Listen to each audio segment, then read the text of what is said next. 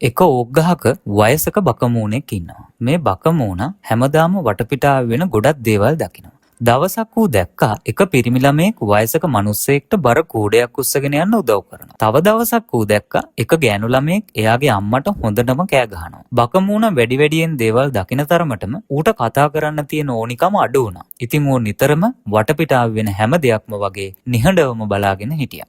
කාලය ගෙවිලා යනවා. බකමූණ කවදාවත් කතා කරන්න උනන්දු වුණේම නැහැ. හැබැයි ඌ වටපිටාව වෙන ගොඩක් දේවල් දැක්කා. ගොඩක් දේවල් අහගෙන හිටියා. මිනිස්සු කියන එක එක ජාති දේවල් ඌට ඇහුණා. සමහරු හරිම බුද්ධිමත් දේවල් කිව්වා. බුද්ධිමත් වැඩ කළා.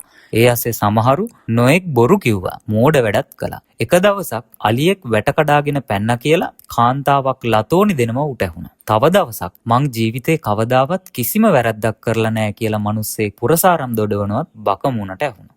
අහන දකින හැම දෙයකින්ම බකමූණ නොඑක් දේ දැනගත්තා. සමහරු හරිම කරුණාවන්ත බව වගේම සමහරු හරිම නපුරු බව ඌට තේරුණා. බකමූණ දැක්ක දේවල් වලින් සමහරුන්ට හොඳක් වුණා. හැබැයි සමහරුන්ට බොහොම නරක දේවලුත් වුණා. කොහොම හරි මේ අහපු දකපු වෙච්ච කියපු හැම දෙයකින්ම මේ වයසක බකමූණ දවස ගානේ බොහොම ප්‍රඥාවන්තයෙක් වුණා.